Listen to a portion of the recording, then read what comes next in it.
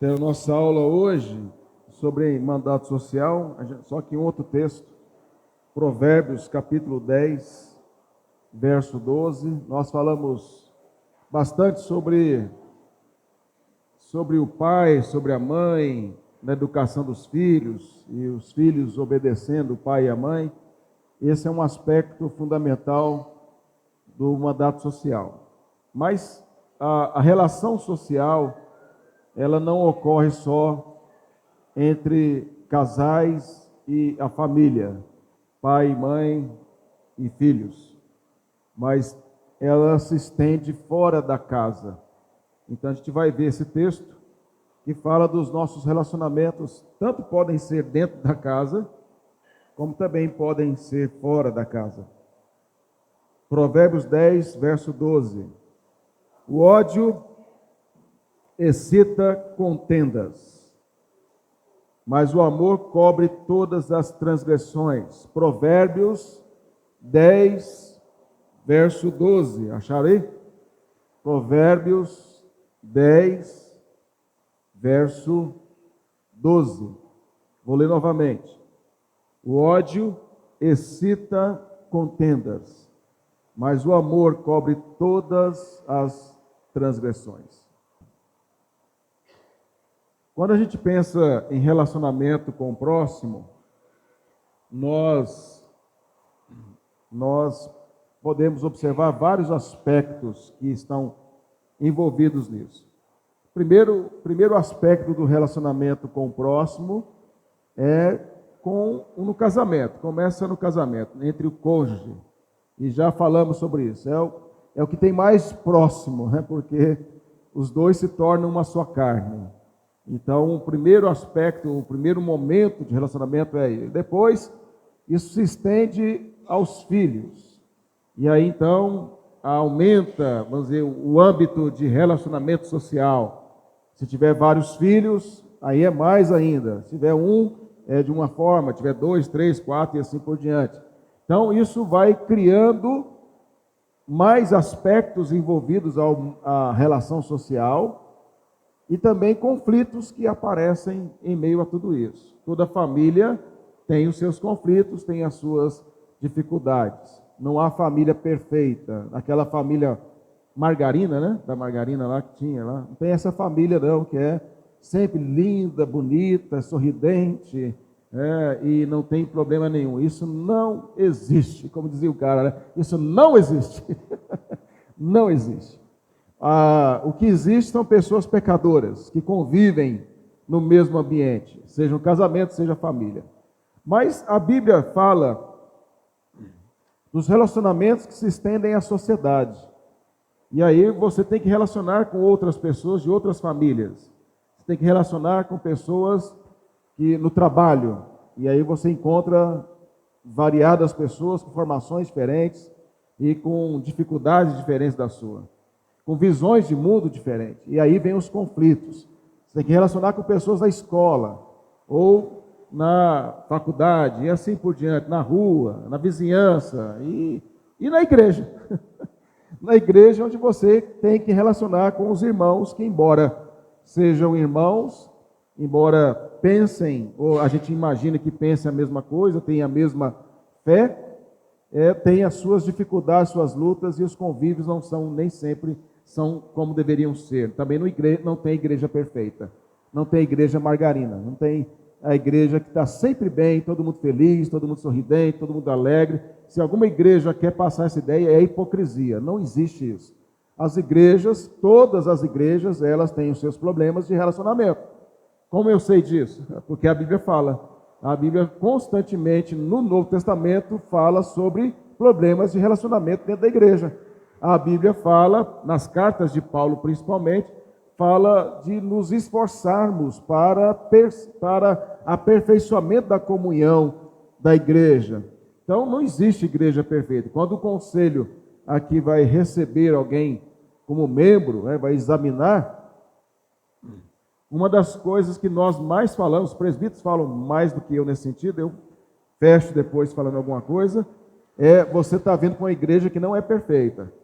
Você está vindo para uma igreja que tem problemas, tem dificuldades. tem as suas falhas, pessoas com problemas. Então você não pode vir para cá pensando que é uma igreja perfeita. Até porque se fosse uma igreja perfeita, quando você entrasse, ela deixaria de ser, né? Porque todos nós somos imperfeitos. Então deixaria de ser perfeita quando eu entrasse, quando você entrasse. Então não tem isso. Agora, é uma igreja que busca ser fiel. É uma igreja que busca fazer o que a Bíblia manda e que procura corrigir os seus erros. E essa é a grande vantagem, porque se a igreja tem defeitos, mas não procura corrigi-los, não procura melhorar, não procura aperfeiçoar, aí é um problema sério. Então é uma igreja com defeitos, com problemas, com dificuldades, muitas coisas virão, você vai se decepcionar com muita gente. Então, a gente fala isso na reunião do conselho. Vai decepcionar com muitas pessoas. Vai ter pessoas que não vão dar bom exemplo para você. E é possível acontecer. Mas tem outros que vão dar. Tem outras que vão servir de exemplo para você. Então, isso é em toda igreja. Não há ilusão. Por que a gente fala isso? Para não criar uma falsa expectativa. Não criar uma ilusão acerca da igreja. É uma igreja muito boa, mas cheia de pecadores. Salvos pela graça. E nós, do conselho, somos pecadores salvos pela graça. Nós falhamos. A gente fala isso para eles. Nós falhamos, nós erramos. Nós queremos acertar, mas a gente erra. Então, essa é a realidade da igreja. Não há propaganda enganosa, porque é assim a igreja.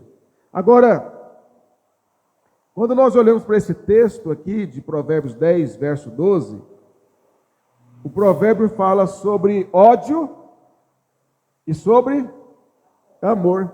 São duas coisas completamente diferentes, opostas entre si. Ódio e amor. Os dois são sentimentos fortes. O ódio é um sentimento forte, destrutivo, e o amor é um sentimento de construção. Mas o ódio é um sentimento que provoca raciocínio ilógico. Ou seja, o ódio é irracional. O amor, conforme a Bíblia, ele é racional. Ele é lógico. Ele é pautado pela Escritura. Então, ele não é simplesmente um sentimento. E às vezes nem há um sentimento assim de afeição. O amor é atitude, é compromisso. É realmente fazer o que é certo, porque é certo fazer. Porque Deus manda fazer. Então é uma decisão moral, é uma decisão racional, é uma decisão consciente do que está fazendo. E a maior prova de amor que nós temos é do próprio Deus, que deu o seu Filho unigênito em nosso favor. Ele deu o seu Filho. É uma prova de amor, não é? Imagina, ele teve prazer em ver o seu Filho morrer por nós. Ele teve prazer em ver seu Filho ser humilhado por pecadores. É lógico que Deus não teve, Deus Pai teve qualquer prazer nesse sentido. Mas não havia outro caminho para ele salvar um povo para si. Se tivesse, ele teria feito. Ainda que você pense que teria. Se você pensa que teria e Deus não fez, é que você tem uma mente mais onisciente que a ele. Então você sabe um caminho que ele não sabe. Aí você, quando encontrar com ele, você fala: Senhor, por que o Senhor não fez assim? O Senhor não pensou bem? O Senhor não entendeu que assim era melhor? Se ele deu o seu Filho para morrer numa cruz, é porque a única maneira era esta. Mas ele teve que fazer. E ele fez por quê? Por amor. Ele fez com uma decisão. Ele estava obrigado a fazer isso? Não. Ele fez voluntariamente. Então o amor está relacionado a essa decisão racional. O Estado está com um problema. E uma decisão racional, mas também é uma algo voluntário. Mas a gente vai falar do amor depois. Vamos falar do ódio primeiro, que é o que o texto fala. Primeiro ele fala do ódio, depois ele fala do amor. Quando nós pensamos em ódio, normalmente vem à nossa mente um ódio provocado por outra pessoa. Então, eu estou com ódio daquela pessoa porque ela provocou em mim esse ódio. Não é assim que a gente pensa? Então, é quase que justificando o sentimento. Eu tenho razão de ter ódio, porque aquela pessoa não vale nada. Olha o que ela fez comigo. Quanta injustiça. Então eu tenho ódio dessa pessoa, porque ela merece que eu tenha esse ódio. Observe então que o ódio ele é irracional. Ele não consegue sair de uma bolha de ira. Ele entra num ciclo insano em que a pessoa não enxerga nada além disso. Ela é movida por isso. Mas o ódio que às vezes a pessoa nutre no coração, sempre é porque a outra parte provocou? Intencionalmente? Quando a gente pensa que sempre o ódio ele é causado pelo outro, não é uma maneira de nós defendermos o nosso ódio? E dizer para Deus, ou para os outros, meu ódio é justificado. O ódio é envolvido pelo egoísmo, pelo ciúme, pela inveja. A gente vai falar sobre isso, vou provar na Bíblia isso para vocês. Mas o ódio, ele pode ser gerado no coração de alguém sem que o outro não tenha feito nada. Quer prova disso? Os fariseus e escribas odiavam Jesus? Odiavam? Jesus fez alguma coisa errada contra eles? Jesus era culpado de alguma coisa? Justificava o ódio que eles tinham por Jesus? Jesus em algum momento cometeu algum desvio da vontade do Pai e pecou contra aqueles homens? Mas na visão daqueles fariseus e escribas, Jesus era motivo justificável de ódio. Não era? Ao ponto em que eles armaram para Jesus ser crucificado. Eles apresentaram até falsas testemunhas no dia lá do Sinédrio, para dizer que ele tinha blasfemado. Eles pressionaram Pilatos para que pudesse prender Jesus. Eles estavam por trás daquela multidão que gritou, crucifica-o, crucifica-o, crucifica-o. Ou vocês acham que eles não foram lá pressionar as pessoas e falar mal e caluniar Jesus para que escolhessem Barrabás e não Jesus? Eles riram e zombaram de Jesus enquanto preso e torturado e martirizado, morto, crucificado. Então, eles odiavam a Jesus. Sempre que eles ouviam Jesus ensinar alguma coisa que era contrária ao que eles pensavam e eles interpretavam errado, eles tentavam fazer alguma calúnia. O que hoje é muito comum, falar narrativa. Então, eles criavam uma narrativa falsa sobre Jesus, sobre a reputação dele. Dizia, ele é um beberrão, ele come com pecadores, ele é um glutão. Olha só, ele fica o tempo todo na casa dos outros comendo, bebendo. Ele vai na casa de publicano, ele conversa com prostituta. Ele é um pecador. E quem ouvir esse homem é igual a ele. Então eles criavam falsas narrativas para difamar Jesus. Por quê? Porque eles odiavam a Cristo. Os fariseus odiavam Jesus. E Jesus não tinha feito nada de errado. Isso, aí você pode falar assim, mas pastor, é Jesus. Ele era perfeito. E outro? Lembra de Estevão? Estevão era um pecador salvo pela graça. O que Estevão fez para ser apedrejado até a morte? Contra os mesmos fariseus que condenaram a Jesus. Vamos ver o texto?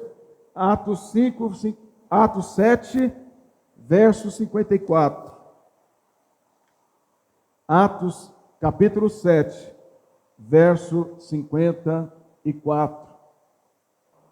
Então observe, Atos 7:54. Diz que eles ouviram Estevão pregar, ele pregou a verdade, ele falou de Jesus, ele disse que aqueles homens eram culpados da morte de Cristo, assim como os do Antigo Testamento eram culpados da morte dos profetas. E Estevão foi muito ousado, estava cheio do Espírito Santo. Vocês são assassinos. Imagina, falei isso para aqueles homens. Vocês são assassinos. Vocês mataram o justo. E depois você lê a pregação de Estevão, foi muito dura.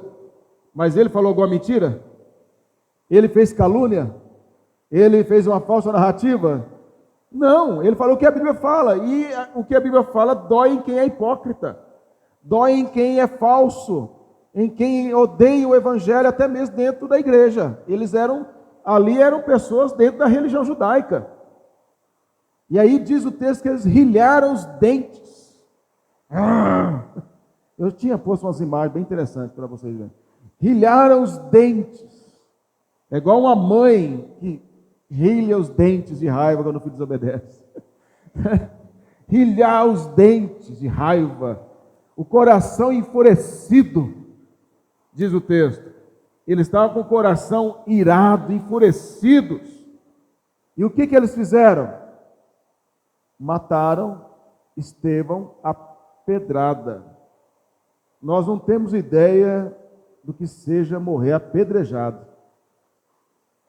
Deve ser queimado e apedrejado, deve ser as piores mortes. Porque as pedras grandes vai quebrando o osso, vai expondo o osso. É para você entender mesmo, o negócio é assim, não é bonitinho não. Não romantiza martírio. E até o camarada morrer, ele já sofreu dor demais. Mas enquanto ele sofria essa dor terrível, ele pediu o quê? Para que eles fossem perdoados. Assim como Jesus fez lá na cruz. O amor cobre o ódio dos outros. Então veja, Estevão, ele foi um homem correto e justo perante Deus. Que embora falho, como todo pecador, salvo pela graça, ele não tinha razão, não deu razão aos seus inimigos para que o odiasse tanto. Mas ele era odiado. Então, essa ideia de que eu odeio porque eu tenho que odiar mesmo, isso é conversa de pecador. Eu odeio mesmo que o outro não fez nada contra mim, mas ele sabe. Não, isso não existe. O que nós temos que entender é que, às vezes, você já deve ter passado por isso. Você pensa assim, por que a pessoa não gosta de mim? Vamos olhar o outro lado da questão, a pessoa que é odiada, né? Nossa, mas por que não gosta de mim? Nunca fiz nada para essa pessoa. Nunca discuti com ela. Nunca maltratei. Nunca fiz nada. E a pessoa tem raiva de mim. Faz calúnia a meu respeito. Cria contenda contra mim. Faz isso e aquilo outro. E você pergunta para a pessoa o que tem, ela diz que não tem nada. Ela diz que não fez nada, que você nunca fez nada, mas ela continua te odiando, continua maltratando, continua. E aí você fala, mas por quê? Já passaram por isso? Pastor passa muito por isso. Você fala, mas sabe como é que você resolve? O problema é dela. Eu não fiz nada, procurei para resolver, conforme a Bíblia diz, e a pessoa não quer resolver. O que Jesus fala? Chama testemunha. Não resolveu, não quer resolver, considera como ímpio. É Jesus quem falou. Não tem esse negócio de ficar correndo atrás de quem não quer resolver, não quer tratar. Você vai até um certo ponto. Mateus 18, Jesus falou isso. Então, você trata, você procura resolver com o irmão que pegou contra ti. Mas o fato é que quando alguém está contra você, e não tem nada que você tenha feito contra ela, porque ela não tem nem argumento para apresentar, porque não tem nada, você tem que orar por ela, e você tem que tocar a sua vida e tratá-la bem, conforme a Bíblia diz, com educação, não com intimidade, porque ela está se declarando inimiga sua sem razão nenhuma. E aí junta a brasa na cabeça dela. Ela perante Deus é que vai se resolver até que reconhece. Por quê? Porque é uma guerra fria. O que é uma guerra fria? Era igual Estados Unidos e União Soviética. É uma guerra não declarada, mas é uma guerra. É uma guerra do coração. É uma guerra que envolve ciúme, inveja, e a pessoa que está contra você, sem que você tenha feito alguma coisa, ela jamais vai dizer que é ciúme. Ela jamais vai dizer que é inveja. Porque se ela disser que tem ciúme de você e inveja, o que ela está dizendo? Você é superior a mim. Você é superior a mim e eu não quero reconhecer isso. Superior moralmente falando. Então veja, o ódio pode ser causado por alguém. Não justifica, tá? Quando é causado por alguém que faz o mal contra você. A gente tem que lutar contra isso. Como Estevão fez. Estevão não poderia ter ódio daqueles homens lá? A igreja não deveria ter ódio, humanamente falando, dos que mataram Jesus? Mas eles tiveram que lidar com isso diante de Deus e tratar. Para que tivessem amor por os seus ofensores. Agora, a outra possibilidade de você sentir ódio sem que a pessoa não tenha feito nada contra você. E aí, então, nós precisamos sondar os nossos corações perante Deus. Agora eu vou falar o outro lado da história. Você ou eu, se nós sentimos ódio de alguém no coração, e a pessoa não fez nada, o que nós precisamos fazer? Senhor, me ajuda a entender esse sentimento errado. Só você e Deus. Senhor, eu sei que esse sentimento meu é por causa de ciúme. É por causa de inveja. Ajuda a me libertar disso. É você se humilhar diante de Deus e pedir, Senhor, o meu coração está cheio disso. Me ajude a olhar para essa pessoa com outro olhar, de outra forma. Assim como o Senhor olha para mim com misericórdia. O Senhor teria todas as razões para me odiar. O Senhor teria todas as razões para ter ira contra mim. Porque eu peco contra o Senhor todo dia. Eu desobedeço ao Senhor todo dia. Mas o Senhor olha para mim através do seu Filho, Jesus. E é por isso que o Senhor me ama, apesar de quem eu sou. Então, se o Senhor olha para mim dessa maneira, me ajude a olhar para quem me ofende também dessa maneira, ou quem nem me ofendeu e eu estou com ciúme, com inveja no meu coração. Pergunta a você, essa oração sincera diante de Deus, sozinho, no quarto, no carro, ou em qualquer lugar que você estiver sozinho, é fácil? Dói ou não dói fazer essa oração? Mas por que dói tanto? É contra o meu eu. Quando eu tenho falado para os irmãos Sermão do Monte, por que o Sermão do Monte é assim, não é que é mais Bíblia que outras partes da Bíblia, né? Mas ele é muito prático. Mas o Sermão do Monte é muito profundo. Porque ele confronta o fariseu que é em nós. Não é? É o tempo todo Jesus confrontando o fariseu que é em mim. Mostrando o meu coração corrupto.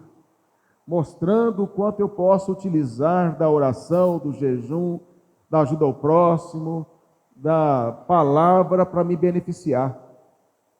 Para ser alvo de espetáculo.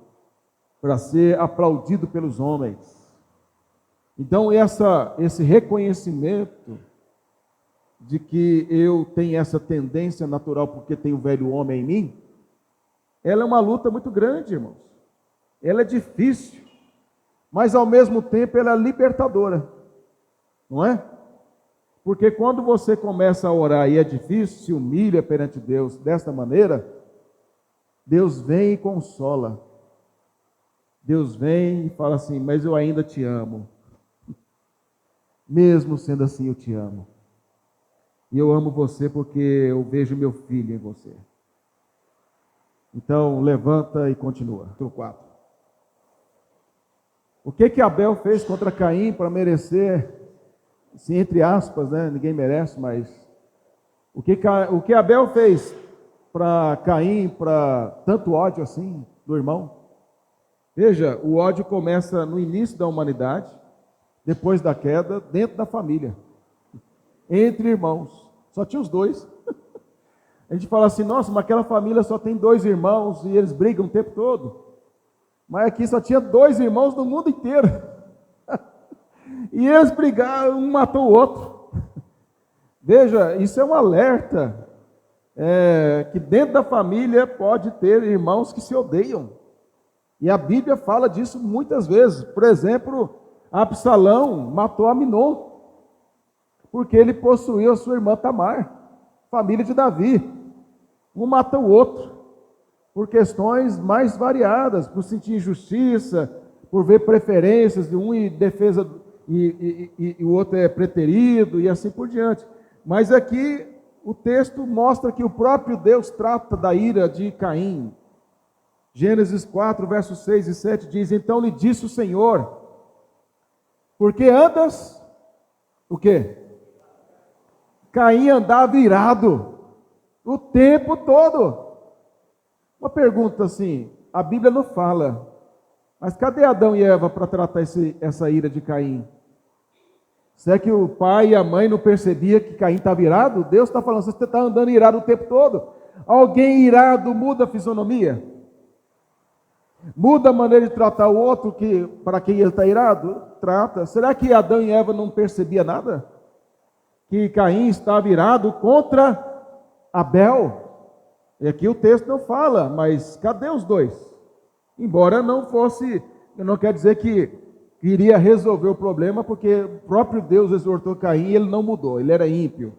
Mas se Adão e Eva fizeram alguma coisa, a gente não sabe. Mas uma coisa eu sei, se você olhar lá no capítulo 4, vou te dar uma prova que Caim era o preferido. Capítulo 4, verso 1, coabitou o homem com Eva, sua mulher, e essa concebeu e deu à luz a Caim. Caim era o primogênito. Então disse, quem disse? A mulher, né? Eva, adquiri um varão com auxílio do Senhor. Quando Caim nasceu, falou assim, esse é o descendente. Esse é o cara. É ele o redentor. Ela está crendo aqui que ele seria a semente prometida, na Gênesis 3,15, o redentor. O verso 2, depois deu à luz a Abel, seu irmão. Tem alguma menção de Eva sobre Abel aqui?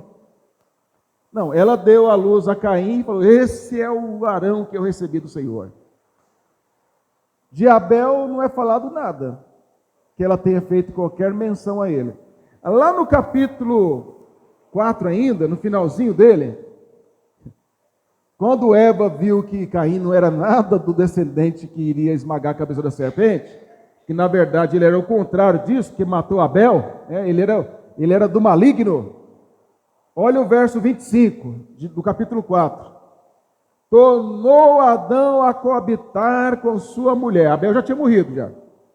E ela deu à luz um filho, a quem pôs o nome de Sete. Porque disse ela, Deus me concedeu outro descendente. A palavra descendente. Outro descendente. Em lugar de quem? De Abel, que Caim matou. Agora ela sabe que Caim é mau e que Abel que era o bom. E ela diz, Deus me deu Sete, lugar de quem? De Abel, que Caim matou. Não é lugar de Caim que se perdeu, é lugar de Abel. Está percebendo que ela agora reconhece o valor de Abel? Depois que morreu. Mas ela estava reconhecendo só de Caim. Agora ela viu quem é o Caim. Matou o justo. E ela agora está dizendo, Deus me deu mais um, Sete. E ele que vai ficar no lugar de Abel. Sete é justo. E de fato o Sete era justo, porque a descendência dele é do capítulo 5 aí, é a descendência santa, que vai sair Noé. Mas percebe que pelo texto não dá a entender que havia uma preferência por Caim? Talvez fosse mimado demais, né? Esse é o queridinho da mamãe.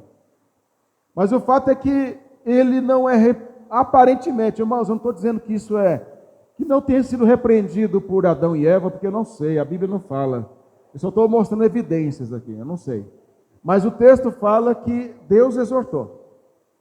E aí Deus então fala: por que você anda irado? Por que caiu o teu semblante? Então veja, você poderia pensar assim: não, Deus sabia que Caim estava irado porque Deus vê o coração. É verdade, Deus vê o coração. Adão e Eva não podiam ver. Mas Deus não fala só do coração. Fala por que caiu o seu semblante? Então Adão e Eva podiam ver sim o semblante de Caim. O semblante dele era de um camarada cheio de ódio, cheio de raiva. E por que ele estaria? Ou era pelo pai, ou pela mãe, ou pelo irmão. Só tinha eles. Então não tinha outro jeito. Ele estava cheio de ira no coração. E aí o texto de Deus fala assim: se procederes bem, não é certo que serás aceito. Por que Deus fala isso? Porque a ira de Caim em relação a Abel, se você conhece bem a história, né? Até ímpios conhecem, né? Essa história. Porque na hora de oferecer sacrifício e adoração ao Senhor, Deus aceitava de Abel e não de Caim. E não era o problema a oferta em si, era o ofertante. Então, imagine só, Caim era o queridinho da mamãe, era o descendente. Ela falou isso. Aí na hora lá, Deus reprova ele e aprova Abel. Nossa. Aí, o coração dele ia mil de ódio. Como é que Deus aprova ele e não aprova eu, que sou o primogênito? Eu sou o queridinho da mamãe. Como que ele não me aprova? Caim não olhou pelo ângulo seguinte: o que eu estou fazendo errado? Qual é o pecado que eu estou cometendo contra Deus para ele não me aceitar? Porque Deus é justo e santo. E ele sabia que Deus era justo e santo, porque simplesmente ele era filho do primeiro homem da humanidade, que era perfeito antes da queda, e que conhecia Deus perfeitamente até aquele momento. Ele não apagou o conhecimento que ele adquiriu no Éden. E ele sabia muito bem quem Deus é.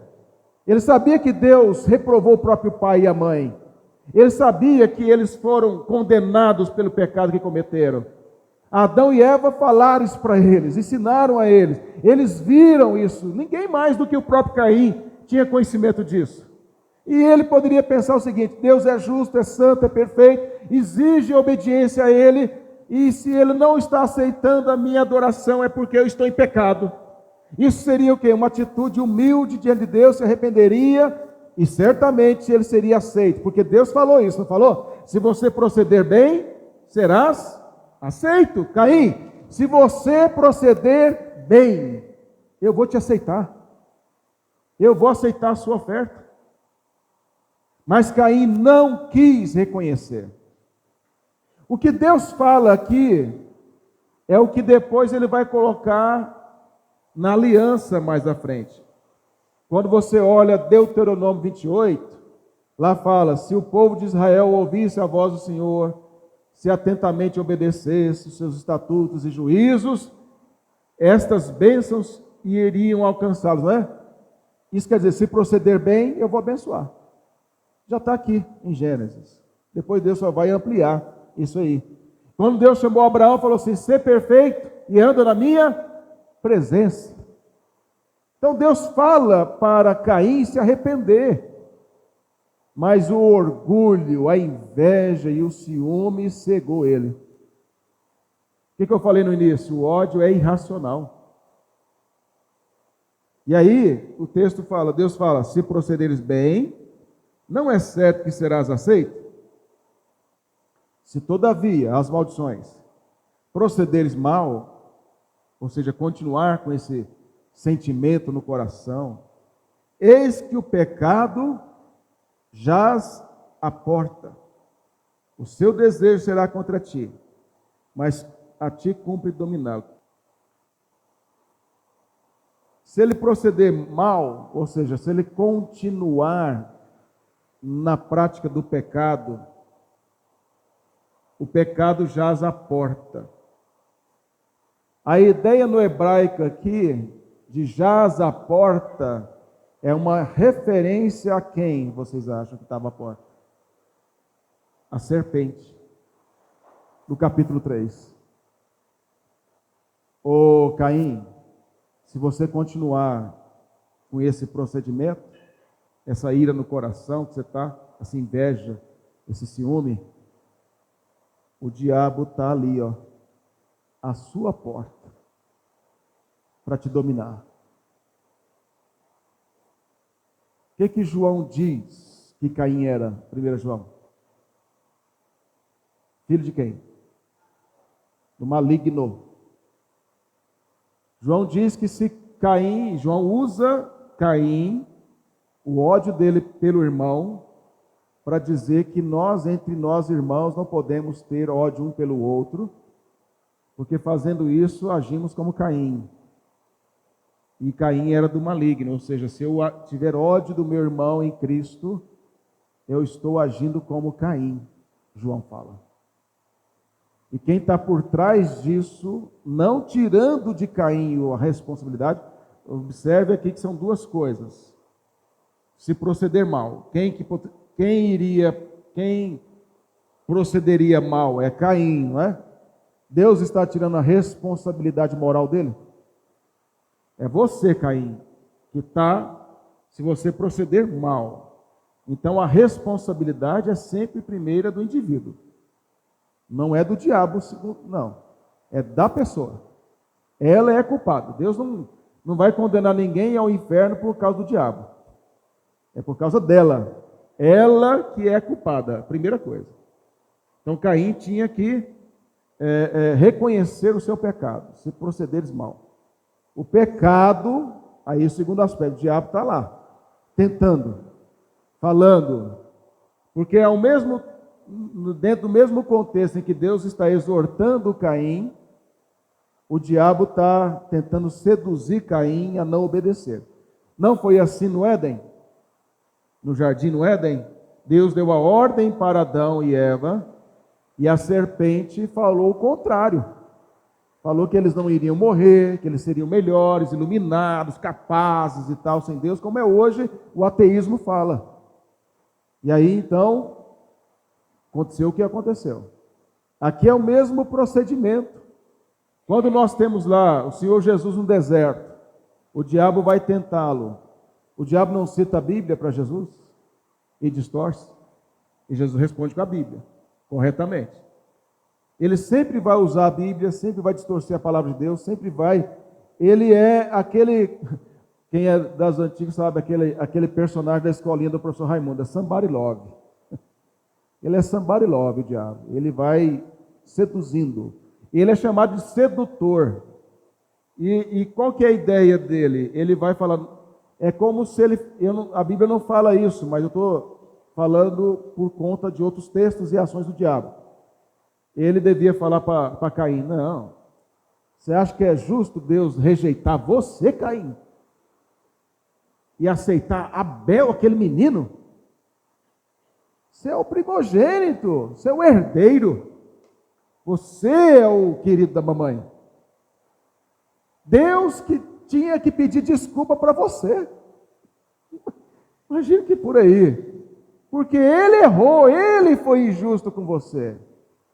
Você se esforça, trabalha na terra, difícil. O outro só fica lá cuidando de ovelhinha. E você que pega no pesado. É você que traz alimento para casa. O outro só fica. Se você não trabalha, não tem nem o que comer, nem para as ovelhas. Você é o homem. Deus está errado. Você não está. Olha a sua ira, Caim. Eu acho que você está até irado pouco. Você tinha que fazer mais. Você tinha que matar Abel. Elimina a concorrência. Acaba com o justo. Acaba com ele. E você vai brilhar. E a humanidade vai um dia celebrar o seu nome. E de fato, a humanidade celebrou Caim. Capítulo 4, No verso 23 fala dos descendentes de Caim. E disse Lameque às suas esposas, descendente de Caim, já tinha 2 esposas. Isso é bem depois, né? Ada e Zilá, ouvi-me, vós mulheres de Lameque, escutai o que eu passo a dizer-vos. Camarada forte esse. Matei um homem, descendente de Caim, matei um homem, 4:23. Matei um homem porque ele me feriu, e um rapaz porque me pisou, falou mal de mim, me deixou irado, eu fui lá e matei. 7 vezes se tomará vingança a Caim. Olha aí Caim sendo celebrado. Mas de Lameque, 70 vezes 7. Eu sou pior que Caim. Caim foi uma referência para os ímpios. Caim se tornou uma celebridade da perversidade. Não como talvez Satanás tenha prometido a ele. Mas o fato é que Caim aqui, ele tinha a opção de se arrepender. Então ele procede mal, é responsabilidade dele, o diabo está por trás disso. E o desejo dele era contra ele. O seu desejo será contra ti. Vai dar mais de 3, né? Dá 4, né? Proceder mal, pecado jaz à porta, o desejo será contra ti e depois cumpre dominá-lo. O seu desejo é contra ti. Nossa natureza caída, o nosso pecado, Caim não era crente, então não posso dizer velha natureza, que ele só tinha o velho homem mesmo. É contra nós. A nossa natureza pecadora é contra nós. Por quê? Porque ela nos escraviza, ela nos leva à ruína, né? A gente sabe o que é certo fazer e não faz. A gente sabe o que nos traz prazer verdadeiro e alegria, e muitas vezes nós não fazemos. Porque a natureza pecaminosa, no nosso caso, que somos crentes, é uma batalha entre a nova e a velha, mas Caim era mau, e a vontade dele era toda contra Deus. Ele era um pecador, não salvo pela graça. E por que eu sei disso? Porque João falou que ele era do maligno. Então, Caim nunca foi crente. Agora, a questão é contra ele. O ódio é contra nós. Aquele ditado, né? Quem odeia, dizem que foi William Shakespeare que disse isso, né? Quando alguém odeia outra pessoa, é como tomar veneno e querer que a outra pessoa morra. A pessoa está se matando, tomando goladas de veneno todo dia. É de manhã, é no almoço, é na tarde, é na janta, antes de dormir, e está lá tomando golada de veneno, e agora ele morre. Agora essa pessoa morre, toma veneno. Toma veneno. Agora eu quero ver, vou tomar mais agora veneno, eu quero ver ela morrer, sofrer. E ela está se matando por dentro. Caim tomou veneno querendo que Abel morresse. O desejo dele era contra ele. E aí o Senhor diz: mas a Caim, cumpre a você dominar. É sua responsabilidade dominar-nos. E como é que Caim poderia dominar isso? Se arrependendo. Chegar diante de Deus e falar: Senhor, eu realmente estou assim. Exatamente. Sermão do Monte. Por que Jesus fala que o assassinato ocorre antes do ato em si? Porque o ódio é um assassinato. Odiar alguém é assassinato. Então, todos nós, em algum momento, assassinamos alguém. Forte, né? Todo mundo é assassino aqui, ó. Jesus falou isso. É o coração. Alguém mata o outro de forma planejada, sem antes ter nutrido no coração ódio? Olha como foi com Caim. Vamos ver? 1 João, vamos ver lá em paralelo. 1 João, capítulo 3, né? Verso 11. Porque a mensagem, 1 João 3, 11. Porque a mensagem que ouvistes desde o princípio é esta: que nos amemos uns aos outros. Desde o princípio. Gênesis, João está falando. Desde lá do princípio. Não segundo a prova que ele está falando de Gênesis. Não segundo Caim. Quando Deus falou para Caim não ficar irado contra o seu irmão, não é para ele amar o irmão? Então Deus já estava dizendo para amar lá no comecinho da humanidade, na primeira família. Não é no Novo Testamento que o amor é pregado. Desde Gênesis já é falado e ordenado. E João está dizendo, não segundo Caim, que era do maligno, e fez o quê? Assassinou a seu irmão. E por que o assassinou? João pergunta. Porque as suas obras eram más, e a de seu irmão justas. Qual foi a razão de Caim matar Abel? Caim fez alguma coisa contra ele? Agora eu pensar, vou terminar aqui, contar uma ilustração, que eu achei bem interessante. Conta-se que, uma ilustração, só uma metade. Uma cobra, uma serpente, estava tentando comer um vagalume. Já ouviram a história? Queria comer o vagalume. E o vagalume escapava, e ela querendo comer o vagalume, a cobra, tal. Aí chegou um momento que o vagalume não conseguia mais ter força para voar e escapar da serpente. E aí ele falou assim, por favor, pare. E ela parou. E aí então o vagalume falou assim, posso fazer 3 perguntas? A cobra disse, eu não costumo dar essa opção não. Mas eu vou abrir uma exceção para você. Então pode fazer as 3 perguntas antes de eu comer você. Aí o vagalume perguntou assim, pertenço à sua cadeia alimentar? A cobra respondeu, não. Segunda pergunta, o vagalume fez, eu fiz alguma coisa para você, algum mal? A cobra disse, não. Terceira e última pergunta, o vagalume fez, então por que você quer me comer? E não pertence à sua cadeia alimentar. Não fiz nenhum mal para você, por que você quer me comer? Qual foi a resposta da serpente? Porque não suporto ver você brilhar.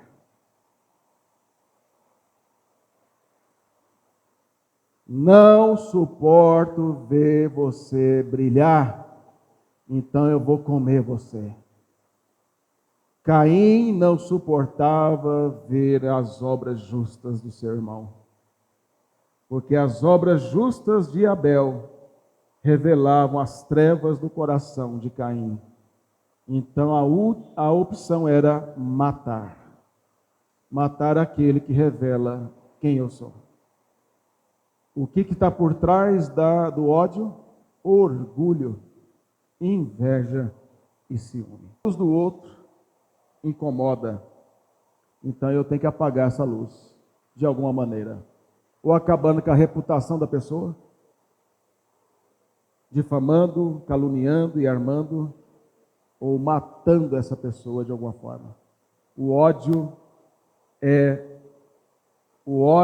precede o assassinato. Assassinato de reputação, assassinato físico até.